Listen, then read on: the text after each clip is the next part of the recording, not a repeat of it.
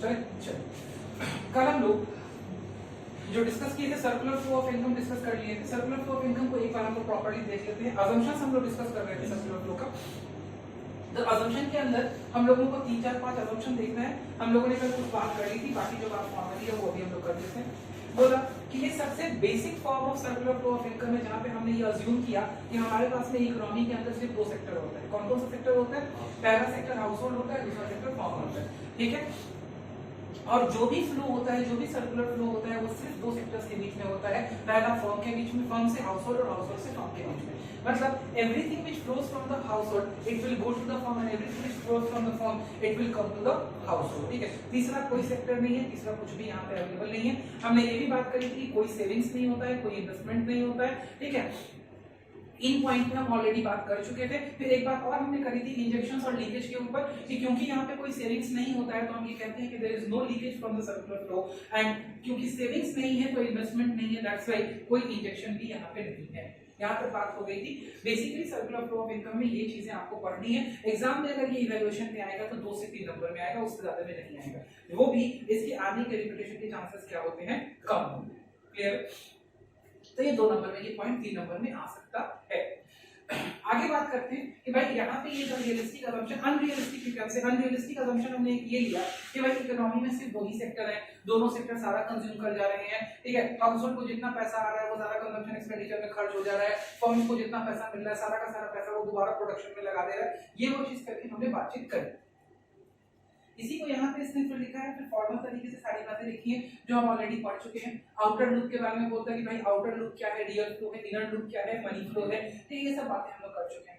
बोलता है it must be noted that entire amount of money which is paid by the firm as factor payment is paid back by the owner, factor owners to the firms. बोलता है हम लोग इसमें ये देख चुके हैं कि एंटायर सारा पैसा जो कि फर्म्स फैक्टर ओनर का मतलब कौन हो गया बेटा?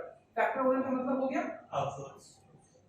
होता है सारा पैसा जो हाउसहोल्ड्स के पास में होता है वो सारा का सारा पैसा वापस से किसके पास चला जाता है? फर्म्स के पास चला जाता है थ्रू कंजम्पशन एक्सपेंडिचर।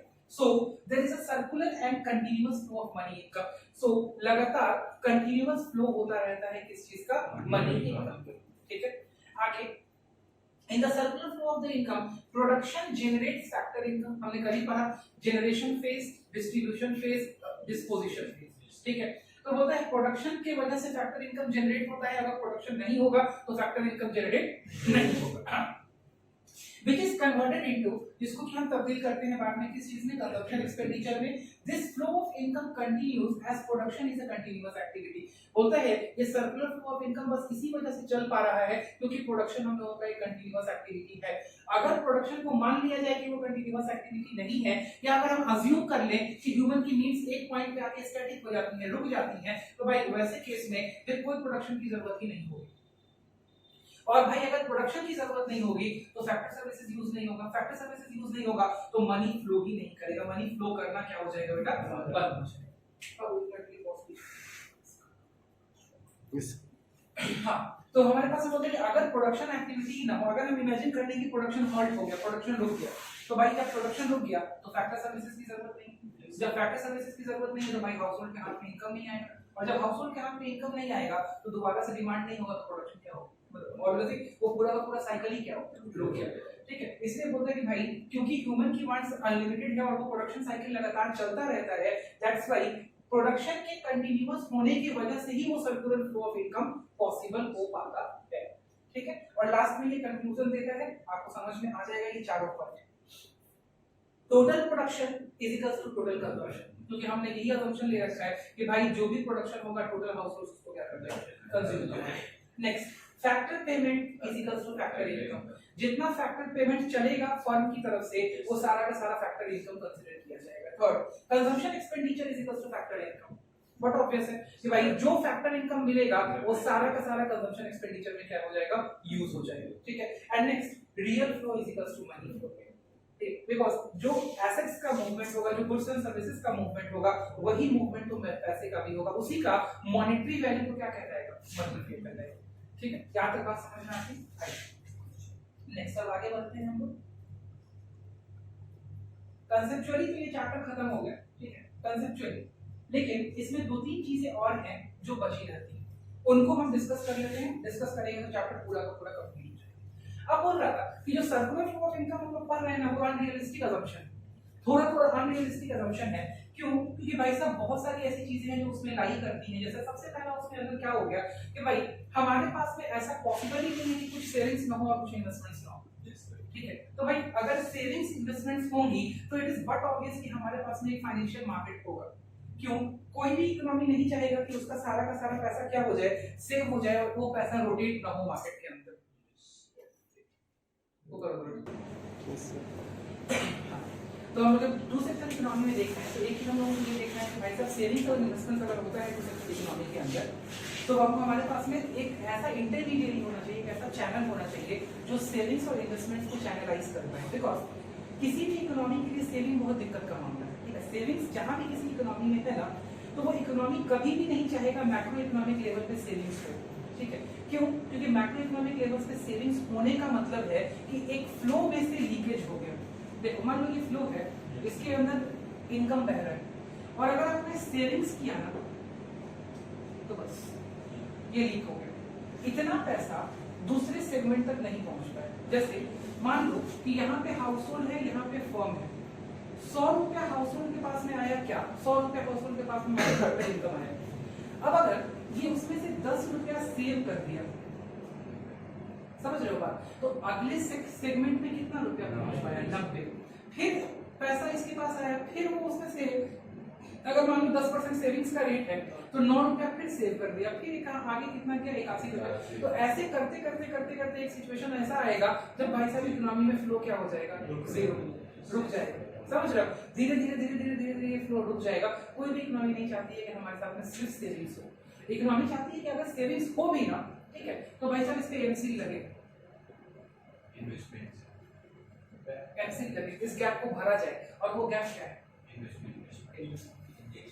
इंजेक्शन, ठीक है? तो भाई साहब हर सेविंग्स के बदले इंजेक्शन होना चाहिए और ये पॉसिबल है सिर्फ फाइनेंशियल मार्केट में। तो फाइनेंशियल मार्केट में कौन कौन लोग आते हैं? फाइनेंशियल मार्केट में हर कोई इंटरमीडिएट आता है जो पैसे में एक्सचेंज करता है, चाहे कमर्शियल बैंक हो, चाहे कोई शेयर मार्केट हो, चाहे म्यूचुअल फंड ट्रेडिंग एजेंसी हो, कोई सा भी ऐसा एजेंसी हो, ठीक है, वो सब इसके अंदर आता है। तुम्हारे किसके अंदर? फाइनेंशियल मार्केट में। बैंक में सेव करता है तो वो तो मार्केट ही रहेगा। हाँ, तो मार्केट भी रहेगा ना, बैंक सेव करता है तो उसको कहीं ना कहीं इन्वेस्ट करता है, फ्लो होता रहेगा, फ्लो चाहिए।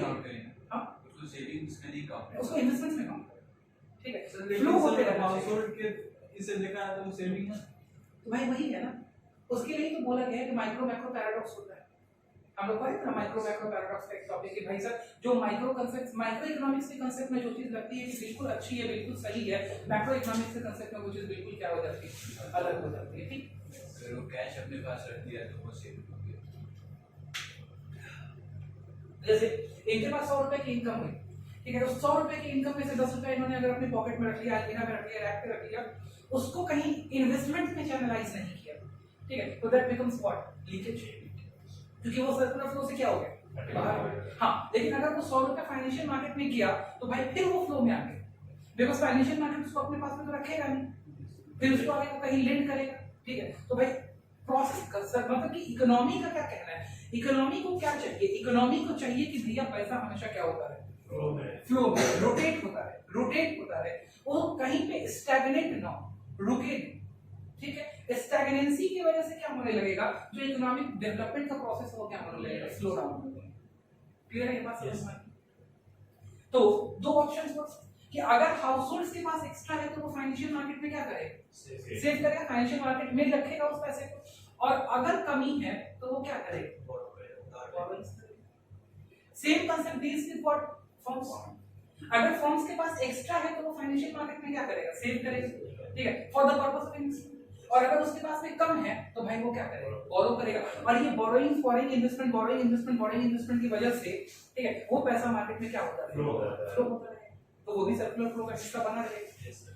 क्लियर? दैट्स व्हाई सेविंग को हमेशा क्या किया जाता है, डिस्करेज किया जाता है, इन्वेस्टमेंट को हमेशा क्या किया जाता है, बढ़ाया जाता है। क्लियर? बात समझ में आता है? तो भाई ये क्या हो गया, ये भी टू सेक्टर मॉडल ही है, लेकिन इसके अंदर एक चीज आ गई, क्या, फाइनेंशियल।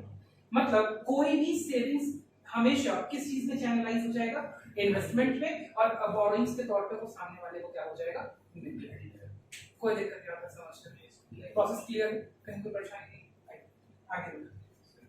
ऐसा नहीं हो सकता कि जैसे बैंक में कोई पैसे जमा किया और बैंक उसको इन्वेस्ट किया होगा और निकालने के उस टाइम बैंक के पास नहीं है। पहले बैंक मतलब यहाँ जैसे मुजफ्फरपुर में जितना लोग जमा किए उतना रहता होगा हमेशा बैंक पढ़ाएंगे वो टॉपिक अभी अगर हम पढ़ाने लेंगे बाबू तो हम यहाँ से भटक देंगे, पढ़ रहे हैं पूरा मनी बैंकिंग पूरा ठीक है, हम पूरा कर सकते हैं। उसके अंदर क्या मिनिमम रिजर्व है, क्या स्टैट्यूटरी रिजर्व है, सारा कुछ पढ़ना है। ठीक, आपकी बात जायज है। हम इतना आपको बता दें कि बैंक के पास जितनी डिमांड डिपॉजिट होती है, ठीक है, उस डिमांड डिपॉजिट का एक सर्टेन प्रेडिक्टेड परसेंटेज जो बैंक को लगता है कि डिमांड किया जा सकता है, वो हमेशा बैंक के पास होता है। ठीक है, वो क्यों होता है, कैसे होता है, काहे होता है, उसको कौन मेंटेन करता है, कैसे मेंटेन करता है, ये सब हम लोगों को पढ़ना है। ठीक है, लेकिन third unit bank money and banking की यूनिट में पढ़ना है, फिर वहां पे आएंगे पूरा एकदम एक्सटेंसिवली आपको बताएंगे सारी बात। चलो, तो वो पहला हमने बेसिक पढ़ा circular flow into sector economy without financial market. Second हमने पढ़ा कि हमारे पास है circular flow into sector economy with financial market. और अब हम लोग तीसरा सेगमेंट पढ़ रहे हैं circular flow in an economy in three sector model. Three sector model, ठीक है, थ्री सेक्टर मॉडल मतलब हाउसहोल्ड है, फर्म है, गवर्नमेंट है। अच्छा, अभी भी ये इकोनॉमी क्लोज है या ओपन है? क्लोज। अभी भी ये इकोनॉमी क्लोज। क्यों क्लोज है ये इकोनॉमी? बिकॉज़ देखिए कोई फॉरेन इंटरेक्शन नहीं है, बाहर वाले किसी पार्टी से इंटरेक्शन नहीं है। अगर बाहर वाले पार्टी से इंटरेक्शन होता तो यहाँ पे एक और पार्टी होती, उसको हम लोग बोलते रेस्ट ऑफ द वर्ल्ड या फॉरेन सेक्टर। ठीक है, जो कि अगले वाले में पढ़ना है हम लोगों को, जहां हमारे पास में क्या है, ठीक है, अगला इसके बाद वाला है जिसमें फॉरेन सेक्टर की पढ़ना है। तो यहाँ आप जब इतना सेमी सर्कल देखेंगे, ठीक है, यहाँ तक की बात जब आप देखेंगे, ये हम लोग ऑलरेडी जानते हैं, चेक कर लीजिए। बस यहाँ पे बस डिफरेंस ये हो गया है कि यहाँ पे सिर्फ मनी फ्लो दिखाया गया है, रियल फ्लो नहीं दिखाया गया है। चेक कर लीजिए, ये वाला पॉइंट, ये वाला पॉइंट आपको समझ में आ जाएगा कि वली is discuss about money flow. ठीक है, वहां से इधर एरो, ये भी मनी फ्लो है, इधर से उधर एरो, ये भी मनी फ्लो है। ठीक है, और ये वाला पैटर्न अभी ऊपर डिस्कस करके हम लोग आए हैं कि एक्स्ट्रा पैसा तो सेविंग्स और कम पैसा तो बोरोइंग्स, एक्स्ट्रा पैसा तो सेविंग्स, कम पैसा तो बोरोइंग्स। ठीक है, और ये बोरोइंग सेविंग्स का जो चैनलाइजेशन हो रहा है, ये पैसा या तो हाउसहोल्ड का है या तो ये पैसा किसका है, फर्म का। इस बार लेकिन एक नया सेक्टर इसमें जुड़ा हुआ है, ठीक है, गवर्नमेंट। ठीक है, तो भाई सबसे पहले गवर्नमेंट का फाइनेंशियल मार्केट के साथ में इंटरेक्शन देख ली। अगर गवर्नमेंट के पास एक्स्ट्रा पैसा है तो गवर्नमेंट भी कहां सेव करती है, फाइनेंशियल मार्केट के पास है, फाइनेंशियल मार्केट में इन्वेस्ट करती है। ठीक है, और अगर गवर्नमेंट को पैसे की कमी हो गई तो गवर्नमेंट भी कहां से बोरो करता है, फाइनेंशियल मार्केट से। ये पॉइंट समझ में आ गया। अब दो चीजें बच गई, क्या क्या चीजें बच गई? एक गवर्नमेंट का फॉरेन के साथ में क्या इंटरेक्शन है, दूसरा गवर्नमेंट के साथ में हाउसहोल्ड के साथ में क्या इंटरेक्शन। ये दोनों पॉइंट को समझ लेते हैं, क्लियर हो जाएगा बात। आइए, तो सबसे पहले फर्म्स जो गुड्स एंड सर्विसेज बनाती हैं, क्या उसको सिर्फ हाउसहोल्ड ही कंज्यूम करता है? नहीं, ठीक है, उसको गवर्नमेंट भी कंज्यूम करती है। जैसे गवर्नमेंट कोई भी काम करेगी, कोई भी एडमिनिस्ट्रेटिव वर्क करेगी, कोई भी इंफ्रास्ट्रक्चर वर्क करेगी, तो उसको कुछ ना कुछ गुड्स एंड सर्विसेज तो चाहिए होगा। गवर्नमेंट रोड बना रही है, गवर्नमेंट ब्रिजेस बना रही है, गवर्नमेंट स्कूल्स बना रही है, मेडिकल फैसिलिटी दे रही है, कुछ भी करे, कोई भी एडमिनिस्ट्रेशन का काम कर रही है, कोई भी डिफेंस का काम कर रही है, कोई भी सर्विसेज दे रही है गवर्नमेंट, क्या गवर्नमेंट को गुड्स एंड सर्विसेज चाहिए? ठीक है, रोड बना रही है, ईंटा चाहिए, बालू चाहिए, सीमेंट चाहिए, छड़ चाहिए, फाइटर प्लेन चाहिए, ये चाहिए, वो चाहिए, बम बारूद अड़सला, जो भी चीज चाहिए, ठीक है, सब कुछ कौन बना रहा है? तो क्या गवर्नमेंट फॉर्म से गुड्स एंड सर्विसेज खरीदेगी? तो खरीदेगी तो गवर्नमेंट की तरफ से पेमेंट आएगा गुड्स एंड सर्विसेज। मतलब यहाँ पे कहीं भी रियल फ्लो नहीं दिखाया गया है, हर जगह पे क्या दिखाया गया है, मनी फ्लो ही दिखाया गया। ठीक है, रियल और मनी दोनों दिखाने में ये फिगर क्या हो जाता है, बहुत ज्यादा कॉम्प्लिकेटेड, कॉम्प्लेक्स हो जाता है। ठीक है, इसीलिए चारों तरफ सिर्फ कौन सा फ्लो दिखाया गया, मनी फ्लो होता है।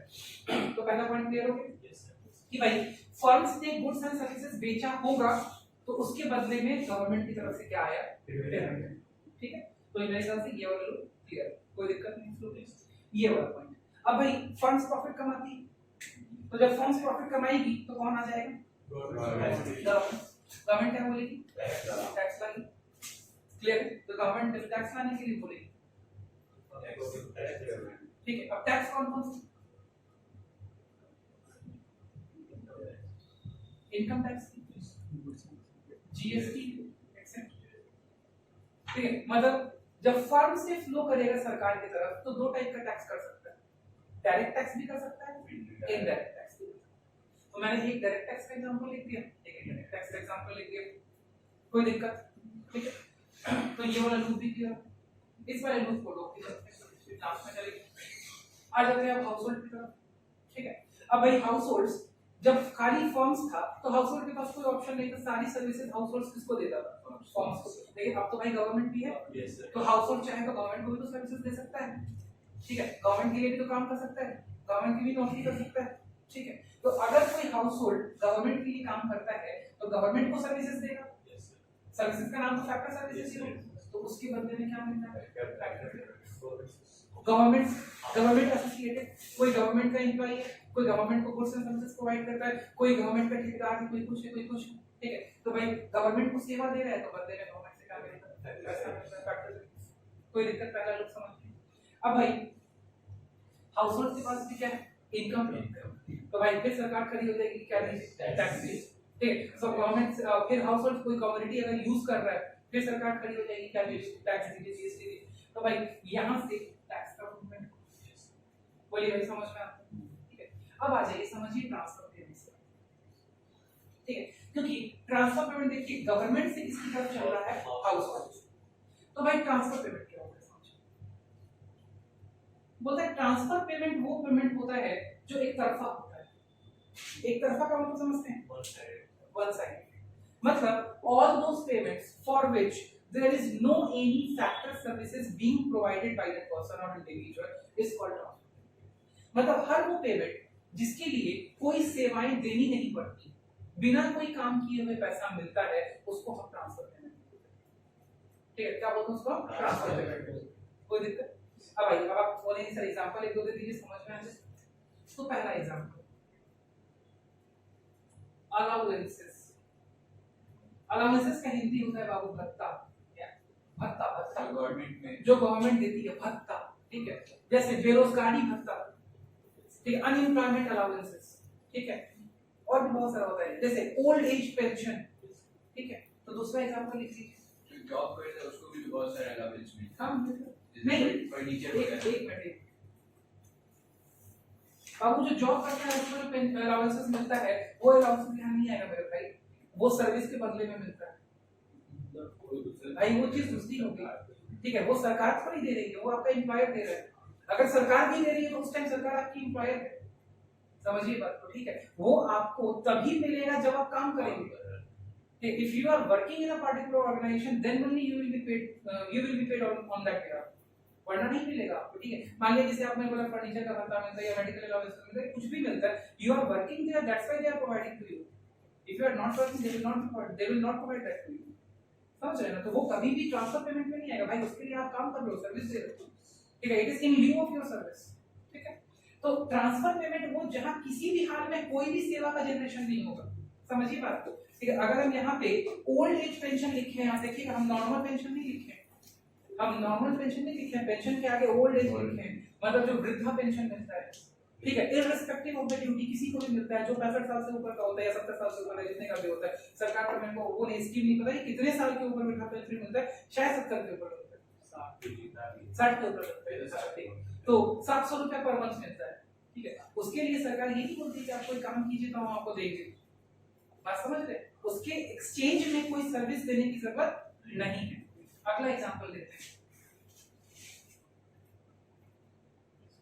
स्कॉलरशिप, समझ रहे? क्या इसके बदले में आपको कोई सर्विस देने की जरूरत है? नहीं, कोई सर्विस देने की जरूरत नहीं।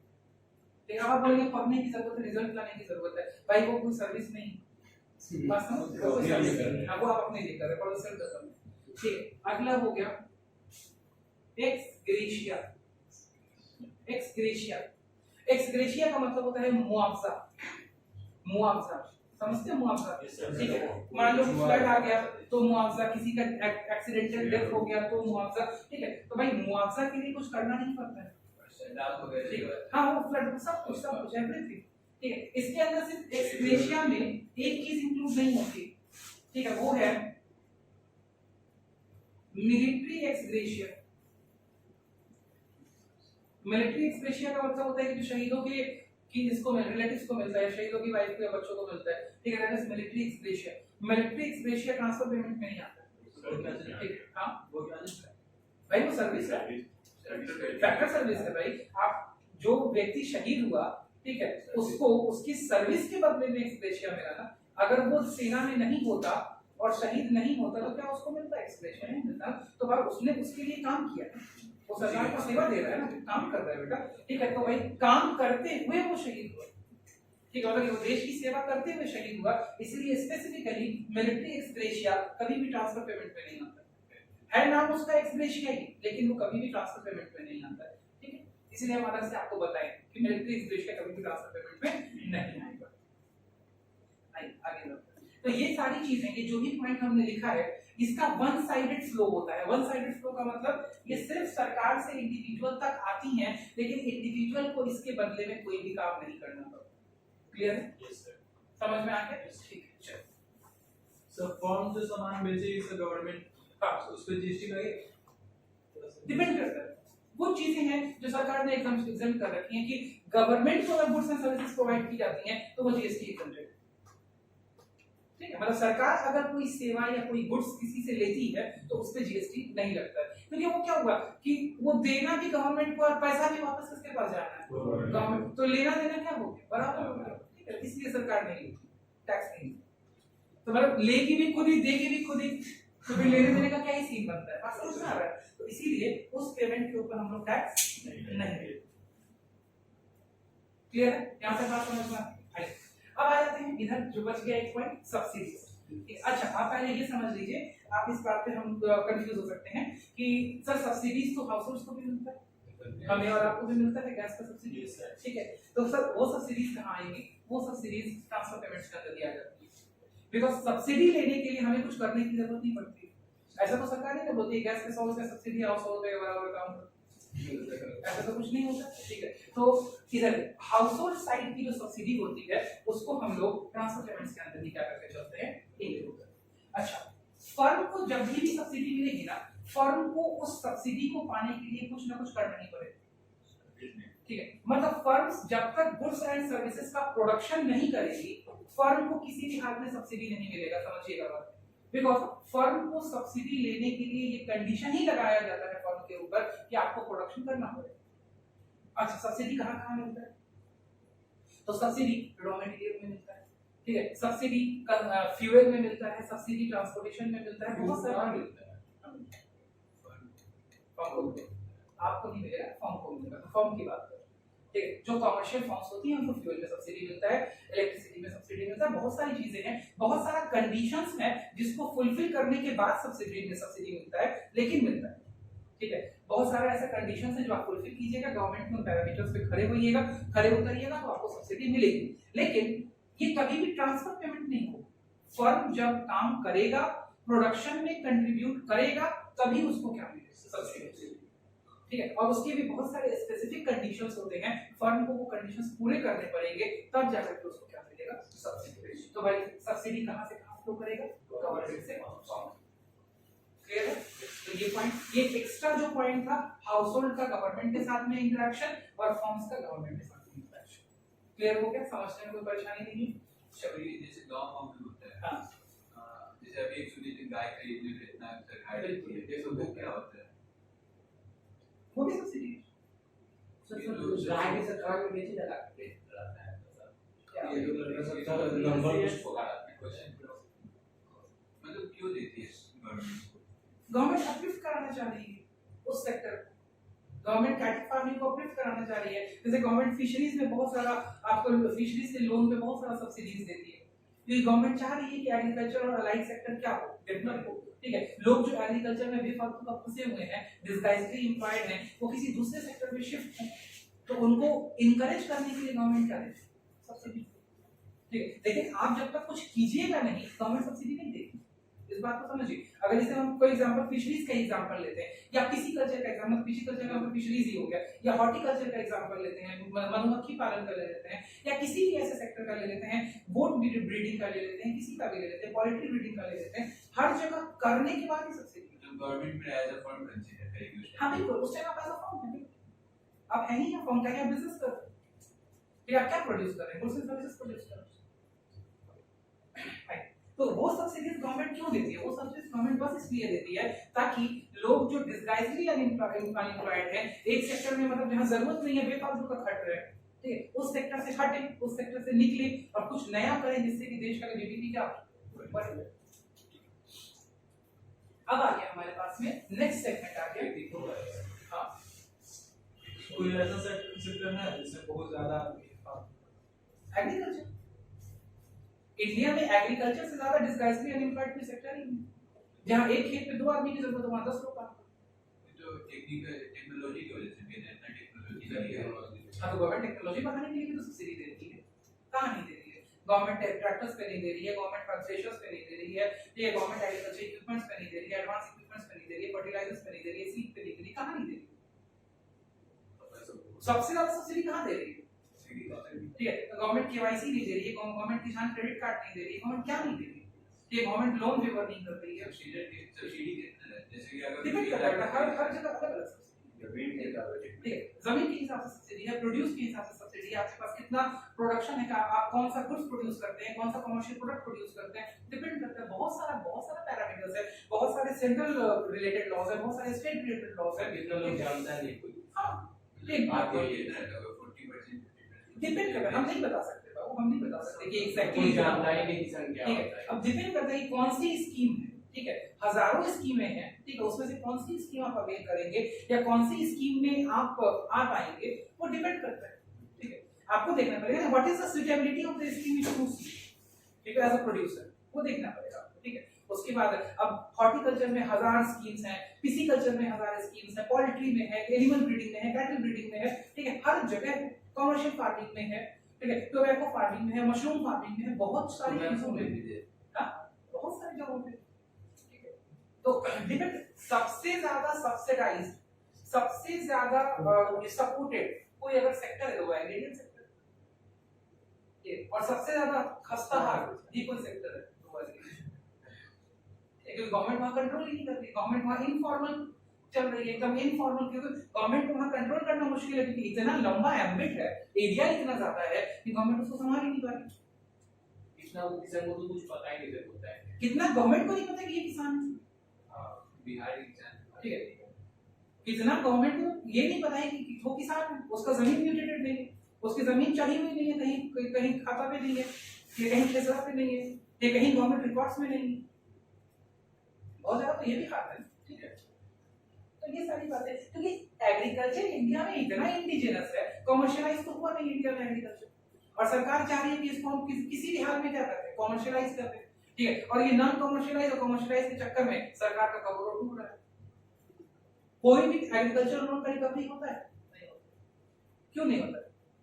क्योंकि भाई सरकार पहुंच ही नहीं पा रही, लोन बांटने तो पहुंच पा रही है लेकिन रिकवर करने नहीं पहुंच पा रही। ठीक है, एक सरकार से दूसरी सरकार बदलती है, जितने भी लोन होते हैं सारे क्या होते हैं, हाँ, किसान को भी पता है कि भाई साहब 3 साल रुक जाओ, चौथे साल 5वें साल नई सरकार आएगी, फिर तो सोसाइटी क्या कर देता है, फिर तो सुसाइड क्यों होता है? हाँ, अब सोसाइटी के ऊपर, क्योंकि अगर मान लिया कोई स्टेट स्ट्रिक्ट पॉलिसीज लगाती है, कोशिश करती है कि हम उस चीज को क्या करें, रिकवर करें। देखो बाबू, हर साइड के प्रोज है, हर साइड के कॉन्स। ठीक है, हो सकता है किसान कभी अपने प्रोड्यूस को उतने रेट पे नहीं बेच पाता, ठीक है, हो सकता है किसान किसान भाई यहाँ इंडिया में डिस्क्रिमिनेटेड है, हो सकता है कि उसके पास में ये अच्छी अपॉर्चुनिटीज नहीं मिल पाती हैं कि वो अपने प्रोड्यूस को मार्केट में बेच पाए, हो सकता है कि किसान के का जो कलेक्टिव फार्मिंग है वो उतना अच्छा नहीं है, किसान कोऑपरेटिव्स अच्छे नहीं है, किसान को ठीक है मार्केट में रेट नहीं मिलता। देखो दोनों साइड, हर सिक्के का दो पहलू है।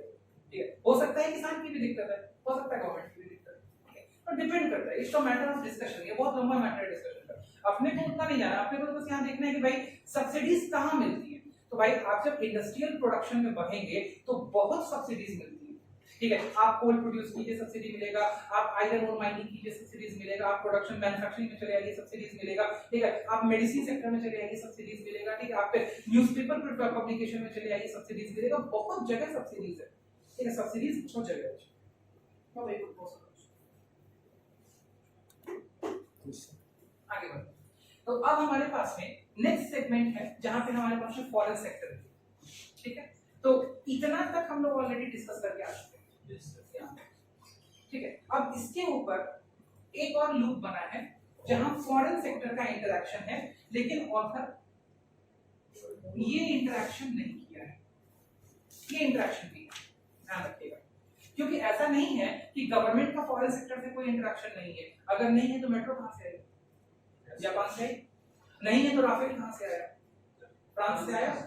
ठीक है, तो भाई आप ऐसा नहीं कर सकते हैं कि गवर्नमेंट फॉरेन सेक्टर से कंट्रीब्यूटेड नहीं, ठीक है। गवर्नमेंट भी फॉरेन से कंट्रीब्यूटेड है, और फॉरेन सेक्टर क्या गवर्नमेंट से कंट्रीब्यूटेड है? बिल्कुल। मल्टीनेशनल कंपनीज इंडिया में अगर ब्रांच खोलती है, क्या गवर्नमेंट उससे टैक्स लेती है? नहीं लेती है। फॉरेन कंपनी से पता है गवर्नमेंट कितना टैक्स लेती है? फॉरेन कंपनी से गवर्नमेंट 40% टैक्स लेती है। इंडियन से प्लस हाँ बता, सिर्फ 40% टैक्स ही नहीं, 40% टैक्स के ऊपर 2% या 5% डिपेंड करता है कि कैसी कंपनी है, ठीक है, सरचार्ज भी लेती है। Surcharge 4% senior and higher education cess भी लेती है।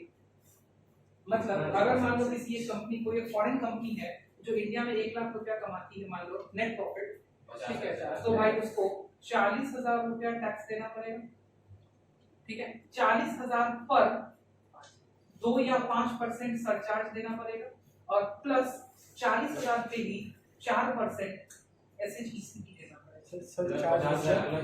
50 नहीं होगा, 40,000 और बाकी देना पड़ रहा है, लगभग 45, ठीक है। मतलब 40,000 का फिर आपको और निकालना पड़ेगा कितना परसेंट? 40% का 549%, इतना, ठीक है। मतलब कि पहले 1 लाख पे 40% निकालिए, जो टैक्स आएगा उस टैक्स के ऊपर 5%, और फिर उसी टैक्स के ऊपर और कितना? 4%, ठीक है। तो मान के चलिए लगभग 43-44% के करीब क्या हो जाता है, टैक्स पड़ता है फॉरेन कंपनीज, ठीक है। इंडियन कंपनीज का 3-4 रेट है। इंडियन कंपनीज के लिए या तो 15% टैक्स है, या 22% टैक्स है, या 25% टैक्स है, या 30% टैक्स, अलग अलग, ठीक है। ये हो गया सेक्शन 115 BAB, ये हो गया सेक्शन 115 BBA, ये हो गया सेक्शन 115 BA, ये हो गया section 115 B। Sir Indian company में कोई फॉरेन में, इंडियन कंपनी अगर कहीं फॉरेन में काम करती तो वहाँ भी है टैक्स, तो भाई वहाँ टैक्स लगेगा, जिस कंपनी में यहाँ नहीं लगेगा। वहाँ सेम लगेगा फिर अलग अलग? नहीं, वहाँ का जो टैक्स रेट होगा वो लगेगा। अब मान लो कोई इंडियन कंपनी दुबई में जाके काम करती है, ठीक है, तो दुबई में 2.5% टैक्स लगता है। सर वहाँ के भी वहाँ के बिजनेस में नहीं समझे, मतलब कि से यहाँ पे जैसे अलग अलग है ना, फॉरेनर के लिए अलग है, इंडियन के लिए अलग है, वहाँ नहीं, वहाँ एक ही टैक्स रेट है दुबई में। कोई भी जाके दुबई में कमाए उसको 2.5% टैक्स देना पड़ेगा। और हमें बस यही है, ज़कात है, 2.5% जो ज़कात देना पड़ता है, ठीक है। जो मुस्लिम मैथोडोलॉजी के हिसाब से 2.5% आपके इनकम पे ज़कात देना पड़ता है, कोई ज़कात और कुछ नहीं, ठीक। गवर्नमेंट जितना कमा लेती है, हाँ, बहुत कमा लेती है। देखो गवर्नमेंट कमा लेती है, वहाँ के साथ दिक्कत ये नहीं ना है, गवर्नमेंट को वेलफेयर नहीं करना है। गवर्नमेंट के पास और भी तो बहुत कुछ है, गवर्नमेंट के पास बहुत कुछ है, और प्लस वहाँ पे जो लोग हैं उनको वेलफेयर की जरूरत नहीं है, दे आर ऑलरेडी कैपिटलिस्ट, ठीक है। तो जहाँ कैपिटल खुद फ्लो कर रहा है वहाँ पे government does not need to support them through the welfare schemes. Government का मैक्सिमम परसेंटेज पैसा कहाँ जाता है? वेलफेयर। इंडियन गवर्नमेंट की हालत रद्दी क्यों रहती है? क्योंकि भाई साहब आपको वेलफेयर करना है, you need to do the welfare, ठीक है। तो भाई उसमें तो पैसा लगेगा ना, वेलफेयर कहाँ से करोगे भाई साहब? पैसा तो चाहिए ना वेलफेयर के लिए, तभी तो सरकार मांग रही है कि दो, ठीक है। जहाँ welfare there is no need for welfare, सरकार को दे रखो, ठीक है। तुम खुद ही अपना सब काम करो, ठीक है, हमको देने का क्या जरूरत है? क्योंकि बिकॉज इंडिया में इक्वल डिस्ट्रीब्यूशन करना है, सरकार अमीर से लेके किसको दे रही है? गरीब को दे रही है, ये विडंबना है, दिक्कत ये है। और जहाँ सभी लोग अमीर हैं, ठीक है, तो सरकार को तो बेसिक वेलफेयर पे काम करने की जरूरत नहीं है, ठीक है। सरकार ने टैक्स रेट क्या रखा? सही सेक्शंस किसके अंदर आते हैं? इनकम टैक्स, क्योंकि भाई टैक्स मांग रहे हैं ना, तो इनको टैक्स ही होगा। तो सबसे पहले गवर्नमेंट फॉरेन सेक्टर के साथ में कनेक्टेड है। अगला गवर्नमेंट के अलावा फर्म्स, तो फर्म्स दो तरह से कनेक्टेड है। या फर्म्स अगर फॉरेन सेक्टर में सामान बेचती हैं तो उनको पैसा मिलेगा, ठीक है। तो यहाँ पेमेंट रिसीट्स फ्रॉम एक्सपोर्ट, अगर यहाँ की इंडिया की फर्म्स सामान बना के अगर फॉरेन में बेचेंगी तो फॉरेन से उनको एक्सपोर्ट के बदले पैसा मिलेगा। और अगर मान लिया फॉरेन से वो कोई सामान खरीदेंगी, ठीक है, तो उनको क्या मिलेगा? हाँ, पैसा देना पड़ेगा। तो अगर वो सामान बेच रही है तो एक्सपोर्ट के माध्यम से पैसा है, और अगर वो बाहर से कोई सामान खरीद रही है तो इंपोर्ट के माध्यम से उसको पैसा देना पड़ेगा। तो ये दो कनेक्शन हो। अगर हाउस होल्ड की तरफ आ जाते हैं तो भाई कुछ हाउस होल्ड ऐसे हैं जो इंडिया में रह करके भी बाहर विदेश में क्या कर रहे हैं, अपने सर्विसेज दे रहे हैं, बाहर विदेश की कंपनियों में काम कर रहे हैं। तो भाई जहां विदेश की कंपनियां अगर उनसे सेवा ले रही हैं तो उस सेवा के बदले क्या दे रही है, पेमेंट। तो पेमेंट फॉर फैक्टर सर्विस। बस समझ में। दूसरा, अगर कोई हाउस होल्ड है वो बाहर से कोई सामान या सेवा मंगवा रहा है, ठीक है, तो भाई उसको क्या करना पड़ेगा, इंपोर्ट के लिए पेमेंट करना पड़ेगा। तो ये पैसा इंपोर्ट का पेमेंट कहां जाएगा? अच्छा, उसके बाद ये वाला नेट ट्रांसफर पेमेंट, इसको समझिए। ट्रांसफर पेमेंट आप लोग जान ही गए हैं कि ट्रांसफर पेमेंट का मतलब कि यहाँ पे कुछ करना नहीं पड़ता है। जैसे फॉर एग्जांपल मान लीजिए कि किसी के पिताजी यूएस में रहते हैं और वो अपने बच्चे के लिए, अपने परिवार के चलाने के लिए यूएस से इंडिया क्या भेज पैसा। तो भाई जब वो यूएस से इंडिया पैसा भेज रहे हैं तो इंडिया में कोई कुछ कर तो नहीं रहे, लेकिन पैसा आ रहा है। और वैसे ही नेट लिखा हुआ है, नेट का मतलब बाबू कि दो चीजों का डिफरेंस होगा।